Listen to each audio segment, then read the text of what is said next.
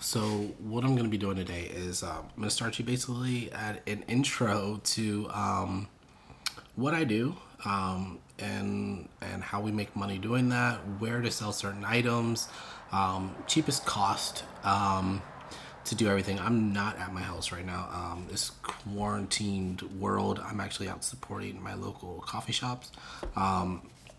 But so I can't really show you packaging and things like that right now.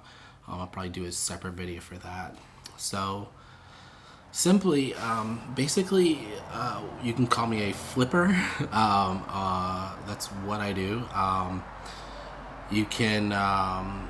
People always ask me about how I do this, how to get into it, a starter kit type of thing. What I would tell you is basically one of the best things to do is just to go to your local Goodwill, your Salvation Armies. If you want to start flipping, people, I see a lot of people doing right things, wrong things. You're not buying what you like, you're buying what sells. Don't get arrogant with it. If it does not physically sell, if you can't prove that it sells, don't buy it. The last thing you want to do is become a hoarder.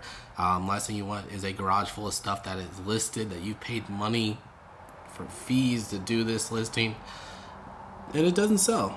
That's not good for anybody. Our goal is for you to succeed. I was able to basically stop doing a full-time job and be able to still provide for my family doing this. And my goal is to have you to do this as well. Whether it's to make money, extra money, whether it's to just be like me, I really enjoy the hunt of things. I enjoy the mystery of things.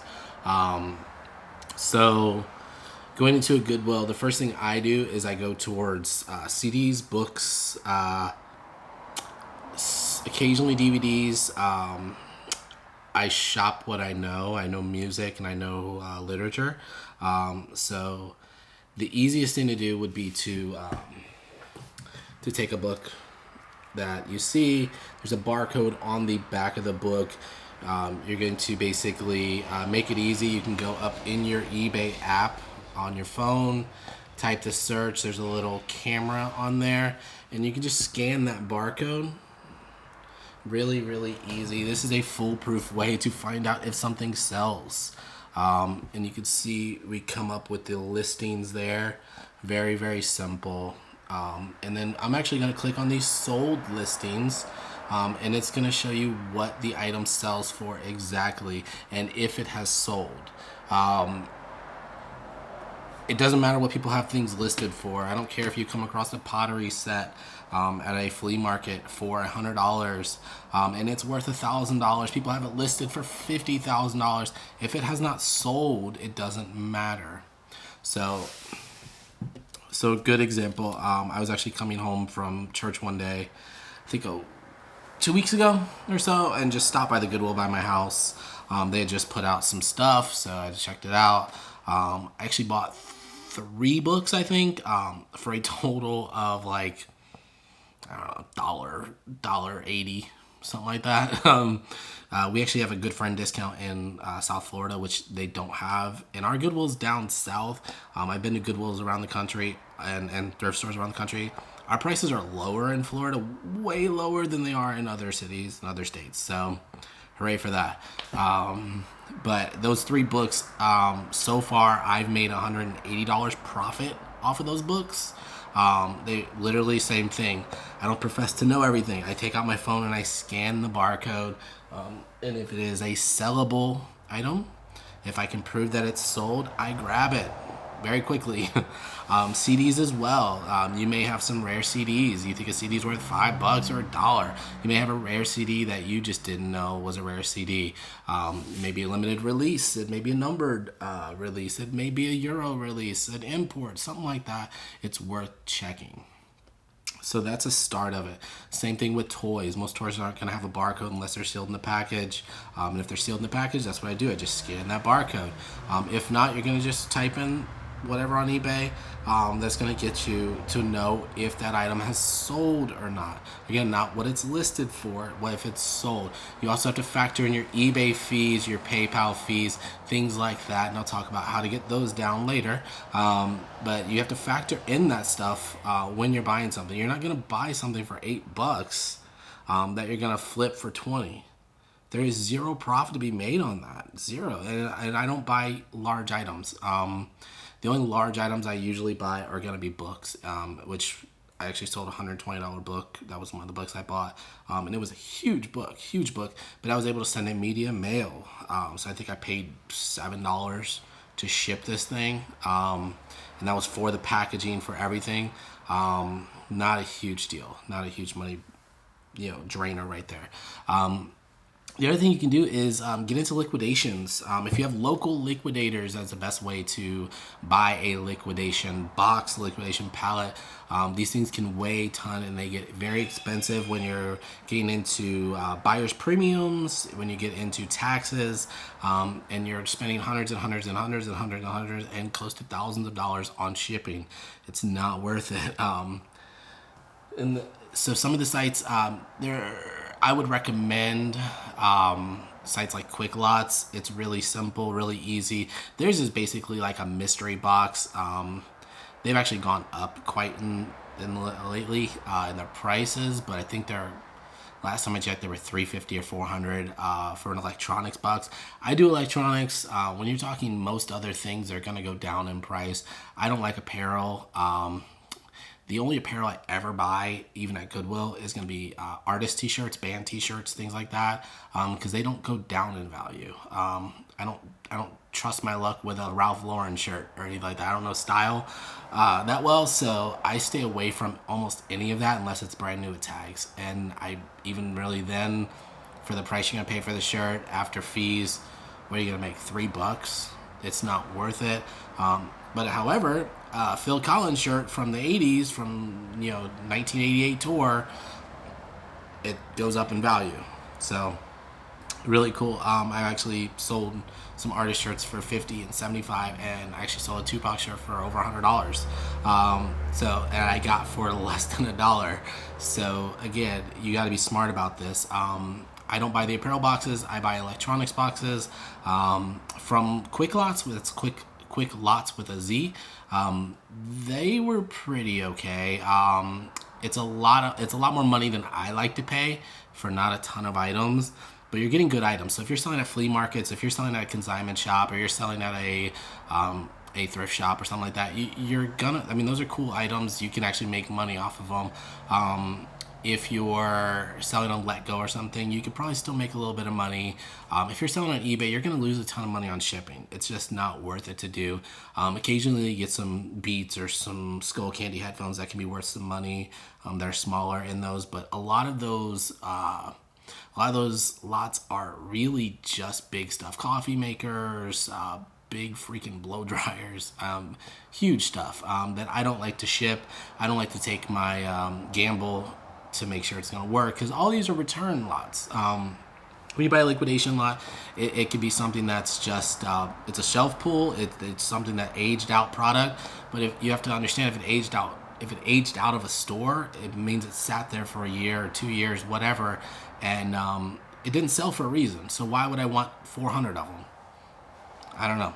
Even if they cost me a penny, what am I going to make? $1 off of each one? It's not worth the money. So you got to be smart about what you're doing, where your money is going. Make sure that everything is proven with what you're doing. So very simple. There's Bulk, B-U-L-K. I've ordered from Bulk a few times. When I first started, I really their prices are for a person just going into this type of thing. Bulk is great because you see what you're getting. It's pretty well documented. Pictures are good. Their shipping cost is very, very low. So you see all that. You see your total. It's something to really look at. But make sure you know what you're getting. And again, I don't like to take gambles.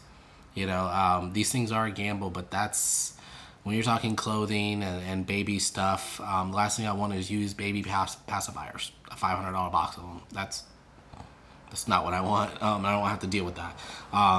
So there are also auction sites, which are usually what I do. You usually get better deals like that. So if you can find a local one, please get a local one. Do pickup. So I will say just as an example, the last two pallets I won off of an auction site, they were nowhere near me. I think they were in Indiana I think one was in Indiana, one was in Tennessee. So I couldn't pick them up. But I did have them shipped after taxes. So taxes and buyer premium and shipping was probably over $100 for each pallet. So factor that in. It can get a lot. The last box I had 3 gallons of glue in them that just weighed it down. That kind of stinks. So be smart about that. You can look at manifests and usually tell what you're getting. Those are never 100% accurate. The item numbers that you're going to get in there are not 100% accurate. The descriptions are not going to be 100% accurate. You're taking a gamble anytime you do this stuff. So be smart, buy smart.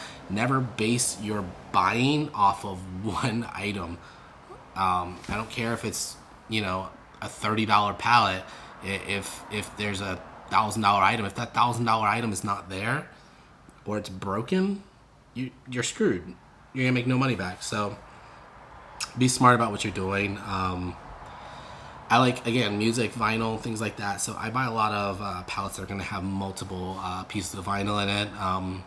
Rarely is everything ever broken. For the most part, I do pretty good with these. I have really good luck with them. I've only had a few big things that weren't working. I do not buy lots that have a lot of breakable stuff in it. So if I see anything that looks crazy, easily broken, things like that, I will not even touch it. Video games are hit or miss. The game might not even be in there. If the game's in there, the game could be cracked, the case could be cracked. You just never know. So it's, like I said, be safe with that stuff.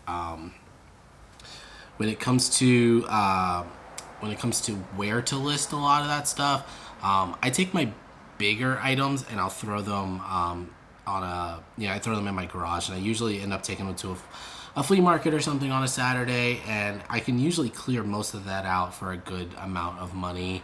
In these cases, you get a ton of cell phone cases, you get a ton of iPhone cables. A lot of that are $1, $2, $3, under $5 items.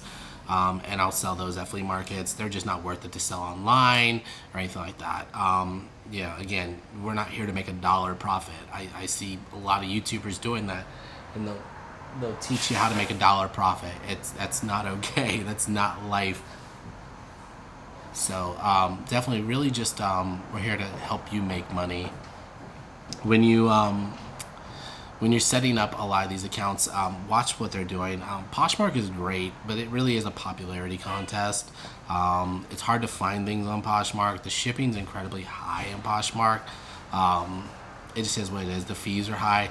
Mercari's fees are lower. Mercari is less of a popularity contest. I'm able to sell a lot on Mercari. I actually really dig Mercari. They do sales all the time too. Extra coupons for listings.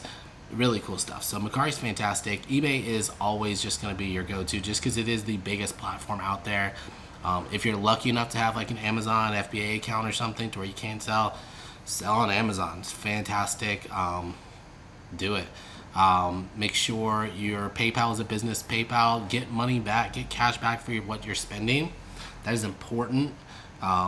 You can get money back for what you're spending. It's fantastic. If you're not signed up for eBay Bucks, sign up for eBay Bucks. That's cash back for what you're spending. Easy money. It's free money. There's no reason not to do it. So make sure you really hang out with that stuff. Really try to figure out your niche. Figure out what you're doing. Just think smart. Do smart. Be smart about this stuff. If you have any questions, I'm going to be in the comments. I'll try to answer every question I can. I'll give you resources, websites, things like that. Don't use inkjet printers. You're going to spend a ton of money on ink, a ton of money on paper. It's just not worth it. You can use a Dymo label printer for like $20 used on eBay. The rolls, I get like 4 rolls for $3 with free shipping on eBay. You know, very, very awesome. Easy money. Again, keep the costs low so you can keep the items low. When you're listing stuff, again, if something sells new for $100, you're not going to sell it used for $100. You're going to end up sitting on it for a year maybe. It's not worth it. Please, if it sells for $100 brand new, you're going to want to bring that back and maybe mark it at 75 or whatever. Free shipping, whatever you want to do. Learn how to ship. Media Mail is a fantastic resource. If you don't have to use a ton of weight in a lot of this stuff, then ship with a poly mailer. If you're not afraid of the item getting damaged, if it's already in a box, ship it in a poly mailer. There's no weight to it. It's fantastic. Like I said, we're gonna really go through shipping another time. But my experience with a lot of these liquidation sites have been good. If you buy smart, don't you cannot buy just based off of a hunch, or you can't buy just because you feel like it's gonna do all right, or there's one item that you really, or 2 items that you really, it's worth the whole box. I try to make sure there's at least 10 items that I'm gonna make my money back off of or more. And I usually buy larger lots, so I don't ever really buy anything with 20 or 30 items in it. I usually try to buy the 100 item lots, the 150 item lots. So even if the small stuff is there, I don't buy mystery lots. So if it's not manifested, I almost never buy it. I don't like to gamble with my money like that. When you're talking $500, $1,000, it's not fun to just throw that up in the air and hope you get it back.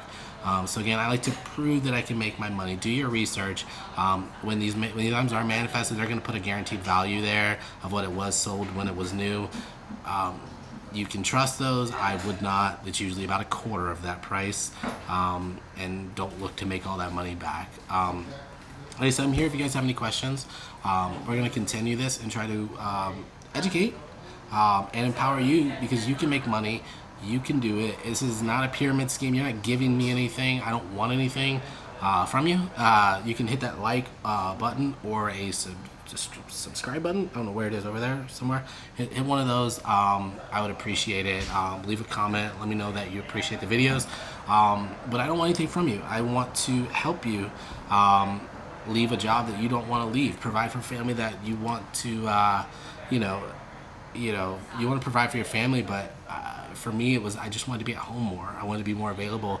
I wanted to be less tired when I come home. I want to be less groggy and angry at everybody, less snappy. So definitely, we're going to talk more. I appreciate each and every person that has watched and viewed the videos.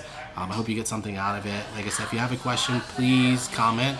Please ask. I am here. I will answer every single question, give you every resource that I can.